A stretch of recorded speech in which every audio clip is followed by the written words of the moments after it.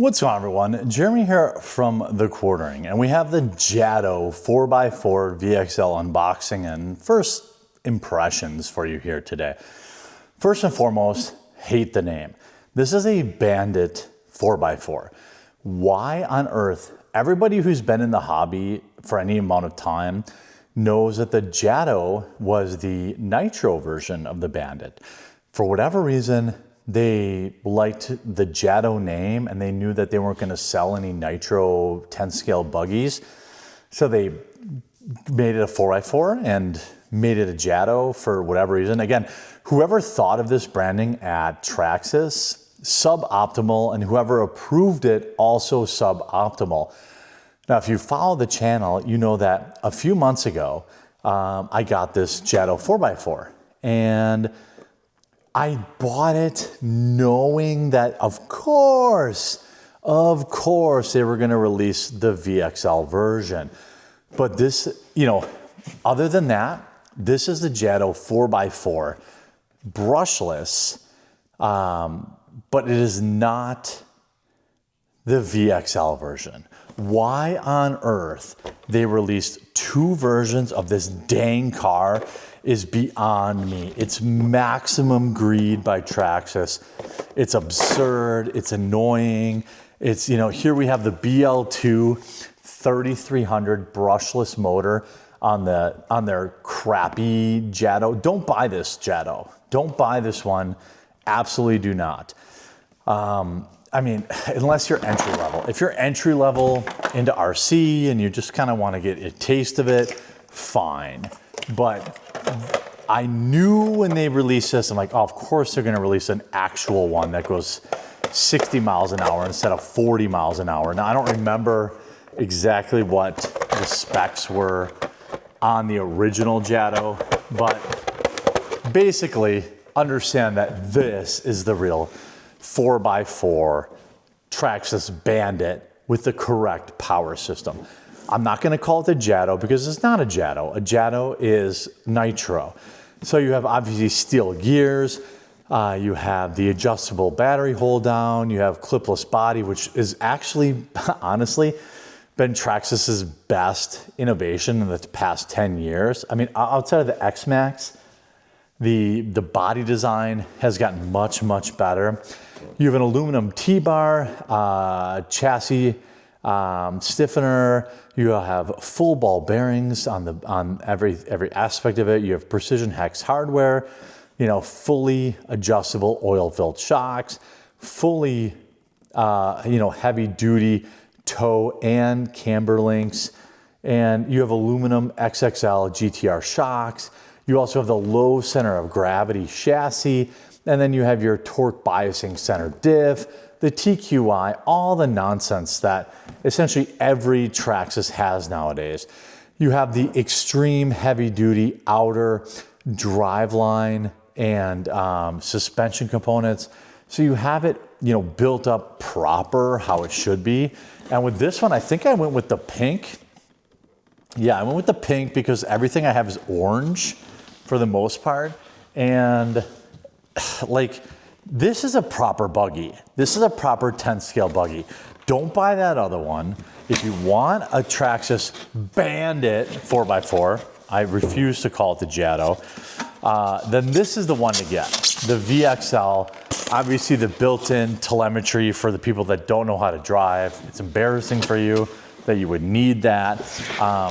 But the reason Traxxas remains, at the top of their game is because they just, quite frankly, they're just the best at, incremental changes. Let me zoom in here a little bit and zoom down a little bit here. Hold on a second. Let's do this. Doobie-doobie-doo. Okay, I completely failed. So here we have the Jato 4x4 VXL brushless. This is the 10th scale four-wheel drive buggy version of the Slash. You have tires that are clearly built for a clay track. By the way, I'm building an RC track in my backyard. So stay tuned. You're gonna see every one of these. You can't even see all the RCs this shelf, there's another shelf, all full of RCs that you haven't seen run yet. And if you stay tuned and you subscribe to the channel, if you haven't yet, please do subscribe.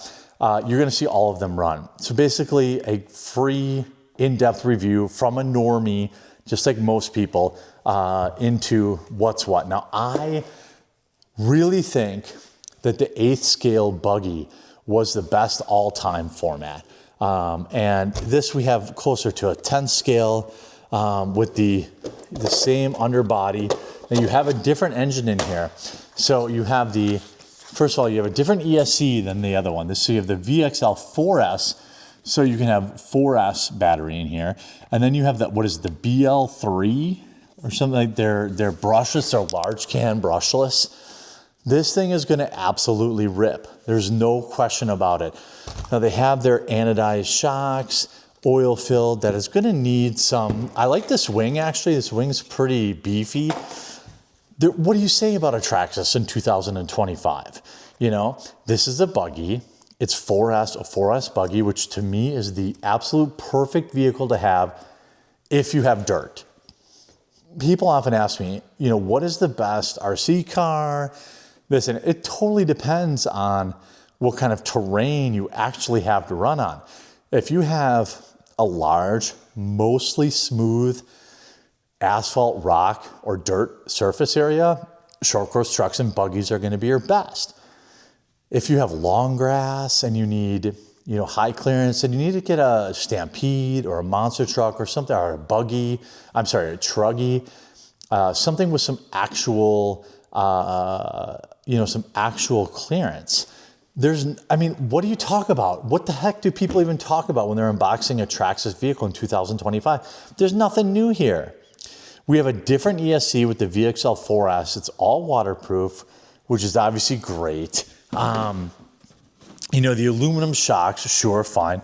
Now these have the S1 compound on the tires. These tires are meant for like a baseball clay type place.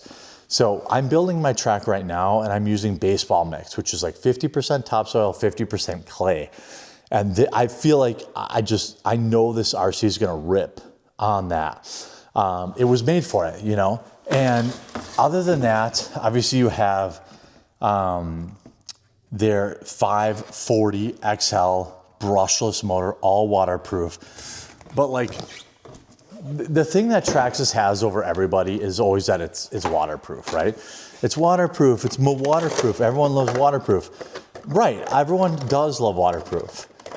But does it actually rip? Well, within the next 10 days, I will have a trail or a full 8th scale track that will have water hazards and everything else. I think that if you were gonna get an 8th scale Buggy in current year, okay? In current year, this is not a bad buy. Again, the 4x4 VXL brushless. The 4x4 brushless versus VXL brushless is an embarrassment for Traxxas. The extra money that it takes for you to just go to the 4S is crazy. Now, when you go to the 4S, you have a little different tire compound. Let me put them this way. Let me see if you can see this, okay? You can see here, the tire compound is more off-road, right? More general everyday use. And on this one, you can see that it's more built for the track. It's got small studs. It's not for, it's not for just ripping off-road. But I think both trucks, both buggies can and should exist. But it just, as an enthusiast, as a basher, I'm not a track guy, I'm a basher. I like to take big jumps. I like to break stuff. Why wouldn't I go to the 4S for $100 more? You go to the 4S, but yes, it's built for the track.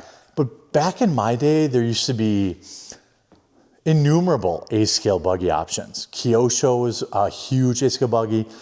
Offna was a huge 8th scale Buggy company. Now, where are you? If you're gonna get a Buggy and you want a 10 scale Buggy and you want to have parts support, I'm gonna make a whole different video probably tomorrow about understanding why stupid RC Nightmare is always like Traxxas. It's because of part support. You're going to break stuff on your RC, and nobody has better part support than Traxxas. ARM is getting there, and I know I'm gonna do a whole series this fall on Chinesium brands, all these brands that all of you keep telling me about that are cheap and I should be getting, and I should be stopping such a Traxxas whore. Like, I will get them, but understand that they all suffer the same fate of like just not being, not having the part support. There's nothing worse than breaking a turnbuckle and having to wait 6 to 8 weeks to replace the piece. You know what I mean? If you're a Traxxas person, the Jato, it's not a Jato, it's a Bandit, 4x4 VXL brushless, out of the box, seems like a good buy. My track is going in the next 10 days. It keeps raining here. Once that track is in, these are the first 2 vehicles that I'm going to put on that track. Obviously, this version is going to be more like for the entry-level basher, and it's still going to be a lot of fun. But this is going to end up being the version that everyone wishes they bought in the Traxxas line. If you want me to review other A-scale buggies, electric, I would absolutely love to hear what you want me to do. The game has changed a lot since I've been around. I just did a running video of my Losi 5th scale, which was a lot of fun. I did a battery tutorial, and I'm fully all in back on RC. So I hope you enjoyed this video. If you did, make sure you leave a like on it. If you haven't yet, please subscribe or follow down below, and we'll talk to you again real soon.